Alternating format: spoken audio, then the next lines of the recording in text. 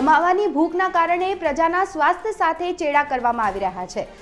જીવનને એટલું ટૂંકું સમજી રહ્યા છે આ મોટા હોટલ્સ અને રેસ્ટોરન્ટવાળા કે જમવાની થાળીમાં તેઓ શું પીરસી રહ્યા છે, શેના પૈસા લઈ રહ્યા છે તે તેમને ખબર જ નથી હોતી। એક કિસ્સો અમદાવાદના પ્રહલાદનગરમાંથી સામે આવ્યો છે, જ્યાં ફૂડ પાર્સલ એક ગ્રાહકે મંગાવ્યો છે, તેમાંથી જીવાત નીકળી છે। અમદાવાદ શહેરમાં ભોજનમાંથી જીવાત નીકળવાનો સિલસિલો યથાવત છે। દરેકથી 2 દિવસમાં આ રીતે ભોજનમાંથી ઈયળ, વંદા કે પછી જીવાત પણ નીકળી રહ્યા છે।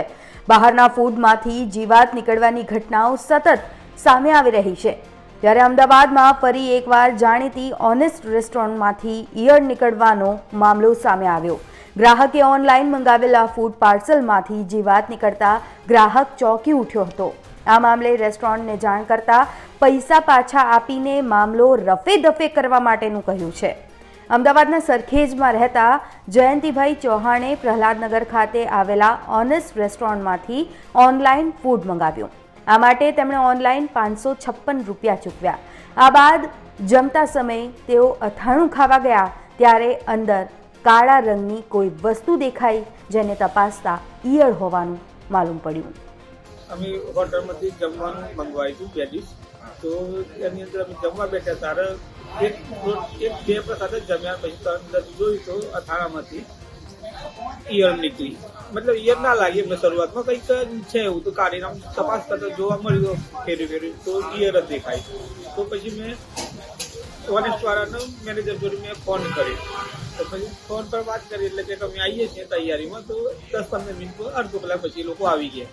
આવ્યા પછી અમે ત્યાં બેઠેલા જ હતા, જમવાની થાળી પર જ બેઠેલા હતા। તો પછી આ વસ્તુ આવી, અમે જમવાનું શું જમ્યા બધા, તો કે અમે લઈને આવ્યા છીએ 2 ટિફિન અને તમને એવું તો રિફંડ પણ આપી દઈશું, એવું કર્યું। એટલે પછી કે આવી કે સોરી કે અમારી જોડે આવું ના આવવું જોઈએ, અમે કે ખાણ પર બહારથી મંગાવીએ છીએ, તો કે તમે એની જોડે સવારે વાત કરીશું।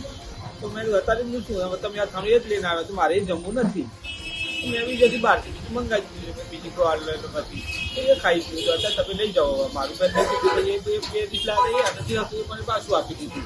તો આના માટે એમને યોગ્ય કાર્યવાહી કરવી જોઈએ। તો હાલ જયંતિભાઈ માંગ કરી રહ્યા છે કે આ મુદ્દા પર ફૂડ વિભાગ યોગ્ય કાર્યવાહી કરે અને તેમને ન્યાય મળે। હિતેશ સુતરિયાનો અહેવાલ, ગુજરાત તક। તો હવે બહાર ખાતા પહેલા તમે પણ સાવચેત રહેજો, પહેલા જોઈ લેજો કે તમને શું પીરસવામાં આવી રહ્યું છે। અત્યારે આ રિપોર્ટમાં બસ આટલું જ। ગુજરાતના તમામ મહત્વના સમાચાર જોવા માટે આપ જોતા રહો ગુજરાત તક। આ વિડીયોને લાઈક અને શેર કરવાનું ન ભૂલતા। આપ આપના અભિપ્રાયો પણ અમને કમેન્ટ બોક્સમાં જાણ કરી શકો છો। નમસ્કાર।